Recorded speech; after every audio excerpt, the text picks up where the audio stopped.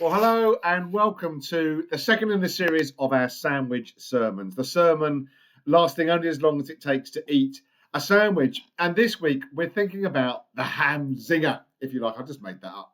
It's just the fact that it's an old favourite ham sandwich, and yet there's just a little twist on it, maybe a bit of mustard, a bit of tomato, just to give it a bit of zing. And this is what Jesus does as we look at that passage in John 13:34 to 35. In other words, Jesus has a very familiar command. He says, love each other or love others. And then he puts a little zinger on it. He says, just as I have loved you, and just as I have loved you, love others. And by that and by this, all people will know that you are my disciples. But let's just start off by thinking, first of all, about what do you love? I hear people say all sorts of things. I love my bed, or I love my house, or I love my car, and all those sorts of things. And then just recently, I've heard a lot of people say this when someone says something that they really like or they really agree with. They go, oh, I love that. I love that. I love what you've just said. And I always want to go, do you? Do you really? Do you like it or love it? Well, here, Jesus has a new commandment for us. He says, love each other.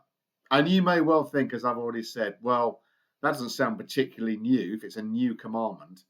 You know, Jesus has said kind of love each other before. He said it in Mark 12, he said it in Luke 10. But the new thing here is he says, love each other as I have loved you. We are to love each other as Christ loves us, to love each other in the church, and then to love others outside the church. But what did he mean then by the fact that we are to love like he loves us? Well, first of all, Jesus' love is based on action. On action.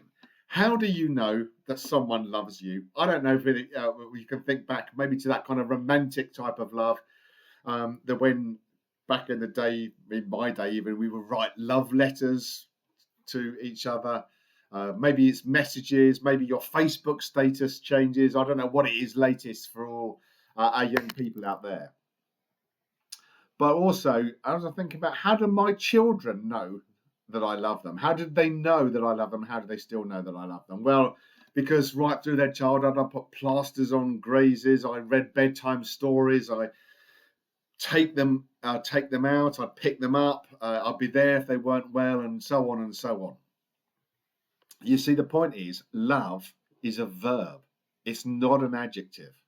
Jesus came to be with us. He led a life of humility and service and then died for us.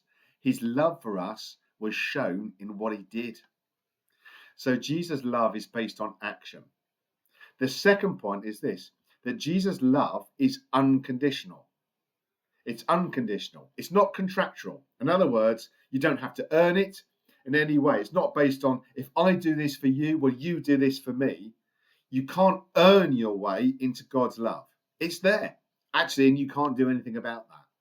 It's there. He loves you unconditionally.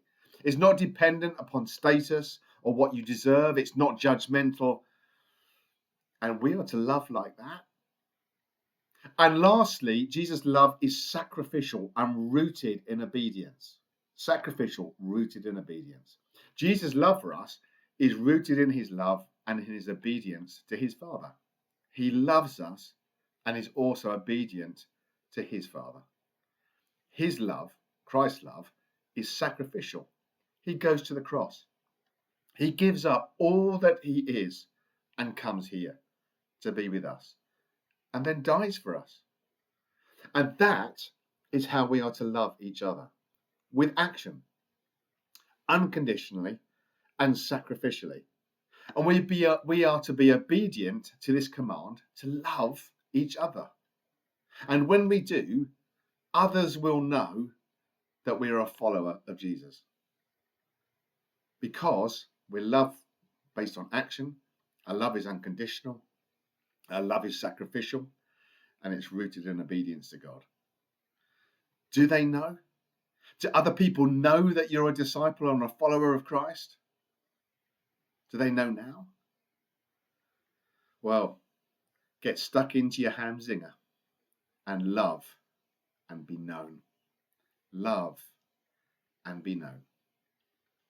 Thanks very much for listening, and I'll see you next time and next week on our sandwich sermon. Do take care, and God bless.